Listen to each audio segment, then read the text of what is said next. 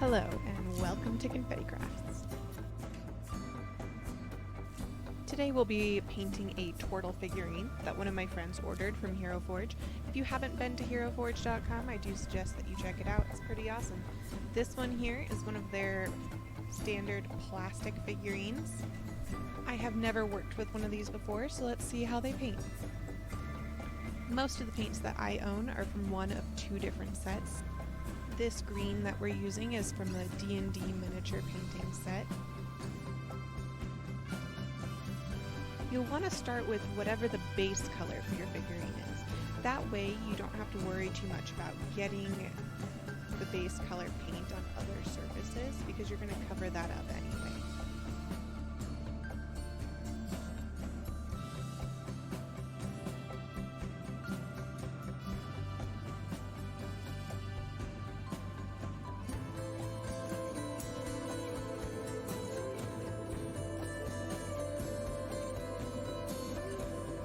Next up is this bugbear brown that I'm going to use for all of our leather surfaces.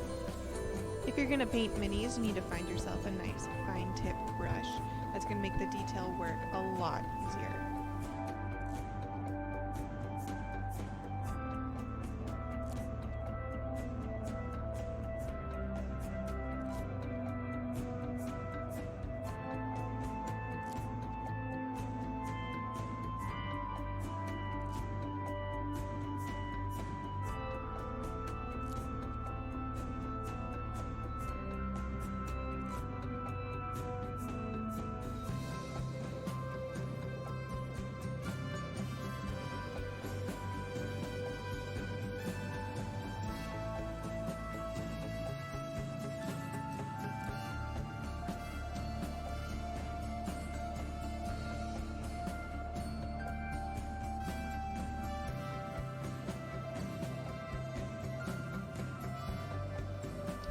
The owner of this mini requested some blue pants, so here's a nice dragon blue.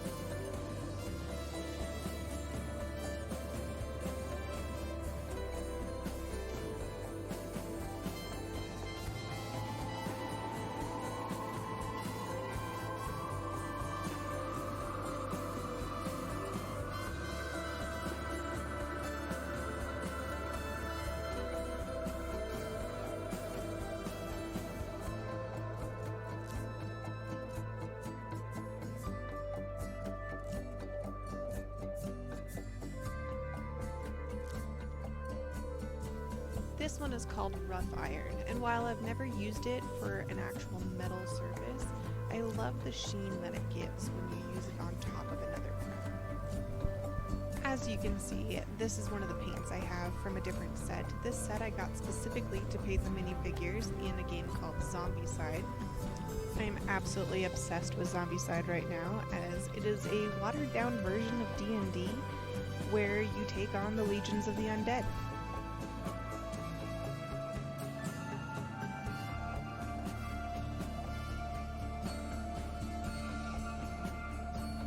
And before you say anything, yes, I know that this bottle says primer, but I am using it as a pigment as I don't have another good gray.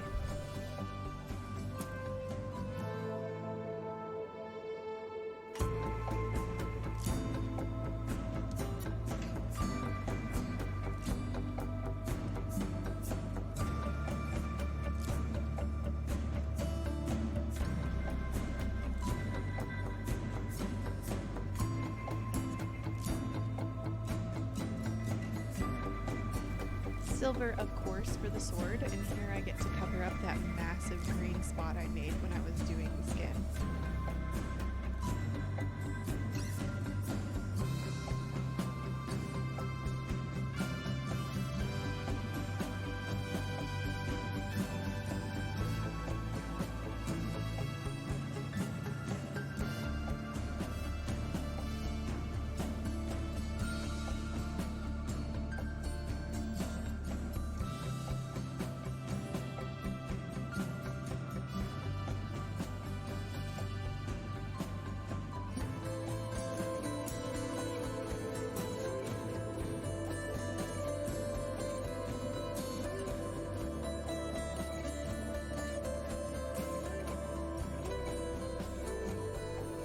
Now I don't have a good gold that's specifically for painting miniatures.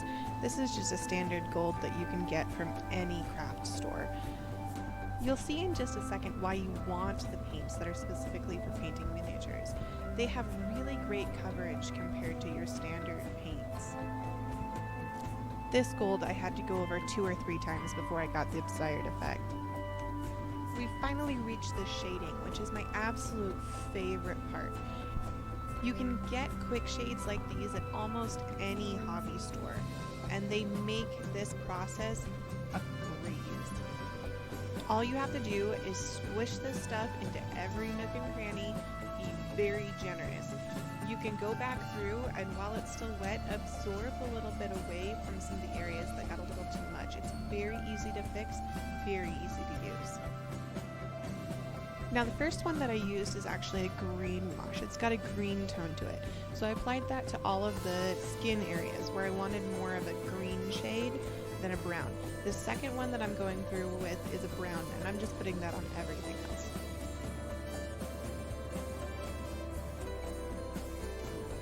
Once the shader is dry, you want to go back through and add in highlights on anywhere that the sun will be hitting the object.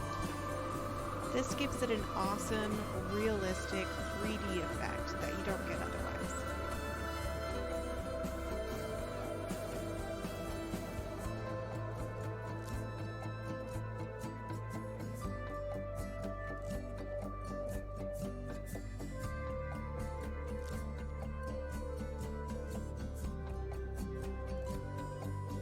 And there we have it, a turtle fighter ready for battle. Let me know what you think in the comments. And as always, thanks for watching.